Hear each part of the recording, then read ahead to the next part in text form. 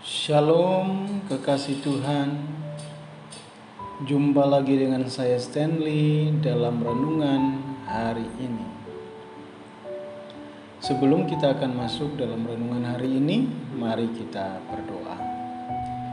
Kami bersyukur Tuhan untuk hari ini. Terima kasih untuk penyertaan-Mu dalam hidup kami. Kami akan merenungkan kebenaran firman-Mu, kiranya Tuhan menolong kami. Dalam nama Tuhan Yesus Kristus kami berdoa. Amin. Kekasih Tuhan, renungan untuk hari ini dengan judul Sukacita di Tengah Badai. Kekasih Tuhan, ketika kita sedang mengalami badai dalam hidup atau masalah-masalah yang berat dalam kehidupan kita,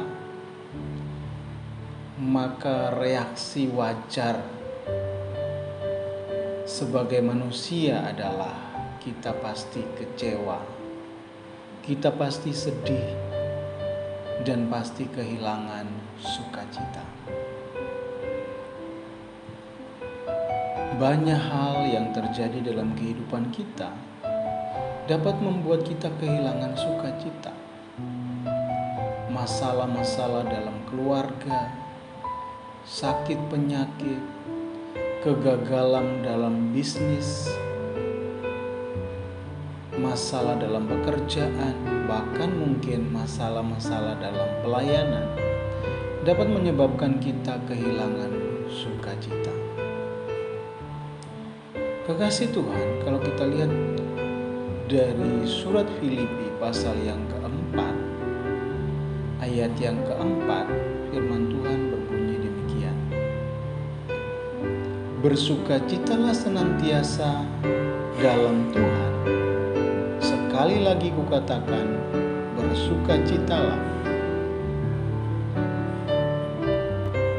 Kalau kita baca ayat ini tanpa melihat ayat sebelum atau sesudahnya, mungkin ini ayat yang biasa. Karena kita akan sangat mudah bersukacita kalau kita sedang berhasil, kalau kita sehat, kalau pekerjaan kita baik-baik saja, atau pelayanan kita sedang sukses. Tapi kalau kita perhatikan, bahkan surat Filipi ini ditulis oleh Rasul Paulus ketika dia ada dalam penjara. Kemudian di ayat yang kedua juga memberitahu kita bahwa ada perselisihan antara Euodia dan Sintike. Kemudian ada permasalahan-permasalahan yang lain yang ada di dalam surat ini kita temukan. Sehingga munculnya kata sukacita yang berulang-ulang di surat Filipi ini sungguh bertolak belakang dengan kenyataan keadaan ketika surat ini ditulis. Karena seharusnya Paulus lebih punya banyak sekali alasan untuk sedih, banyak sekali alasan untuk kecewa, bahkan mungkin marah dengan keadaannya. Tapi menarik sekali karena justru surat Filipi ditulis dengan nuansa sukacita yang luar biasa. Berulang-ulang kali nasihat untuk bersukacita ada di dalam surat ini. Kemudian kita diberikan alasan mengapa kita bersukacita senantiasa dalam Tuhan. Ayat selanjutnya, ayat yang kelima berkata, hendaklah kebaikan hatimu diketahui semua orang. Kemudian ada satu penegasan di belakangnya dengan tanda seru berkata, Tuhan sudah dekat. Tuhan sudah dekat di ayat yang kelima ini tidak sedang bicara tentang kedatangan Tuhan.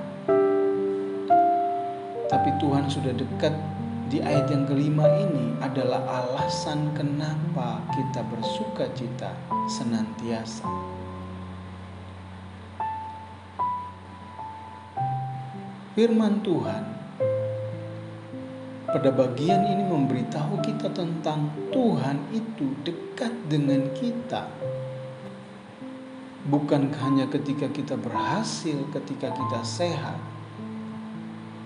tapi dalam segala situasi Tuhan itu dekat dengan kita.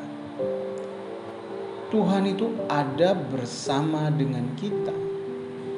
Itulah alasannya mengapa kita bersukacita senantiasa sekalipun di tengah badai.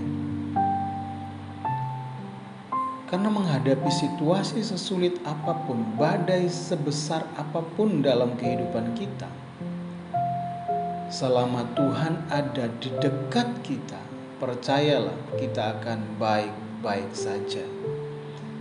Itu kenapa kita tetap bersukacita dalam segala situasi. Karena Tuhan ada di dekat kita, bahkan ada di dalam kita. Ayat yang ke-6 berkata, jangan hendaklah kamu khawatir tentang apapun juga, tetapi nyatakanlah dalam segala hal keinginanmu kepada Allah dalam doa dan permohonan dengan ucapan syukur. Jangan khawatir adalah kata-kata firman Tuhan yang menguatkan kita bahwa di segala situasi ada Tuhan bersama kita. Sebab itu jangan khawatir dan tetap bersyukur.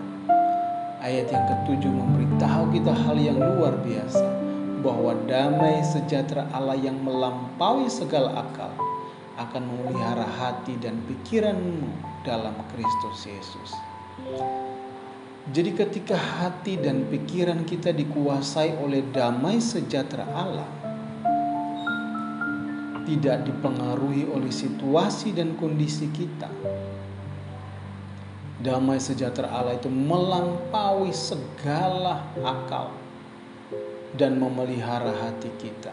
Artinya, di badai terbesar dalam hidup kita pun, kita bisa tetap damai, sejahtera, dan bersukacita karena Tuhan ada bersama kita, dekat dengan kita, dan Tuhan yang menguasai hati dan pikiran kita. Sehingga ayat yang ke-8 kemudian berkata, semua yang benar, semua yang mulia, semua yang adil, semua yang suci, semua yang manis, semua yang sedap dengar, semua yang disebut kebajikan dan patut dipuji, pikirkanlah semuanya itu. Tuhan ingin memberitahu kita bahwa hal-hal yang negatif yang membuat kita sedih, kecewa, dan putus asa, jangan sampai itu menguasai pikiran kita. Tapi kiranya pikiran kita, hati kita dikuasai oleh semua yang benar, yang mulia, yang adil, yang suci, yang manis, yang sedap didengar, yang disebut kebajikan, yang patut dipuji. Itulah yang menguasai, yang ada dalam hati dan pikiran kita. Karena ayat yang ke-9 bagian akhir berkata, Allah sumber damai sejahtera akan menyertai kamu. Jadi alasan mengapa kita bersukacita di tengah situasi-situasi tersulit dalam kehidupan kita, di badai-badai terbesar dalam hidup kita, adalah karena Tuhan ada di dekat kita, karena Tuhan ada bersama kita, dan damai sejahteranya memelihara hati dan pikiran kita, sehingga di segala situasi kita tetap hidup damai sejahtera. Dalam segala situasi, Allah yang adalah sumber damai sejahtera menyertai kehidupan kita. Kekasih Tuhan, bagi kekasih Tuhan yang hari-hari ini sedang mengalami badai dalam hidup, mungkin itu sakit penyakit, mungkin itu masalah dalam rumah tangga, mungkin masalah dalam pekerjaan, atau mungkin masalah-masalah yang lain. Percayalah, Tuhan ada dekat dengan engkau, dan damai sejahteranya yang melampaui segala akal dapat memelihara hati dan pikiranmu. Dan Allah yang adalah sumber damai sejahtera itu ada bersamamu, menyertai engkau dalam segala situasi hidup. Tetaplah bersuka cita di tengah badai dalam hidup. Tuhan Yesus memberkati. Mari kita berdoa. Kami mengucap syukur Tuhan untuk hari ini. Kiranya kasih dan setiamu terus berlimpah dalam kehidupan kami. Karena kami membutuhkan Engkau Tuhan dalam kehidupan kami. Hari ini kembali hamba berdoa menyerahkan buat kekasih Tuhan yang hari-hari sedang bergumul dengan sakit penyakit. Baik mungkin sakit jantung, sakit diabetes, tekanan darah tinggi, tekanan darah rendah, yang mengalami sakit lambung, yang mengalami sakit pada kepala, yang mengalami saraf terjepit, yang mengalami sakit-sakit yang lain Tuhan, yang mengalami sakit pada tulang kaki sehingga sulit untuk berjalan. Kekasih-kekasih Tuhan yang mengalami depresi, kiranya Tuhan menolong, menyembuhkan di dalam nama Tuhan Yesus. Kekasih-kekasih Tuhan yang sedang mengalami masalah dalam rumah tangga, kiranya Tuhan tolong berikan jalan keluar. Baik itu masalah ekonomi, masalah dengan orang tua, masalah dengan anak-anak, masalah dengan menantu, masalah dengan mertua, masalah dengan saudara-saudara yang lain. Kiranya Tuhan menolong dan berikan jalan keluar. Bagi kekasih Tuhan yang saat-saat ini terikat dengan kuasa dosa atau terikat dengan kuasa-kuasa gelap, kiranya Engkau lepaskan di dalam nama Tuhan Yesus. Kami juga berdoa buat kekasih Tuhan yang sedang bergumul untuk memiliki keturunan. Kiranya Tuhan memberkati buah kandungan mereka. Bagi kekasih Tuhan yang sedang bergumul untuk punya pasangan hidup, kiranya Tuhan berikan pasangan hidup yang terbaik. Atau pergumulan-pergumulan yang lain yang tidak kami sebutkan, kiranya Tuhan yang menolong. Terima kasih Tuhan, terima kasih. Dalam nama-Mu Tuhan Yesus Kristus kami sudah berdoa. Amin.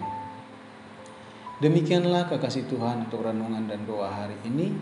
Bagi kekasih Tuhan yang ingin mendukung channel ini, silakan bisa subscribe, bisa like, bisa share, dibagikan kepada kekasih Tuhan yang lain untuk jadi berkat bagi setiap mereka.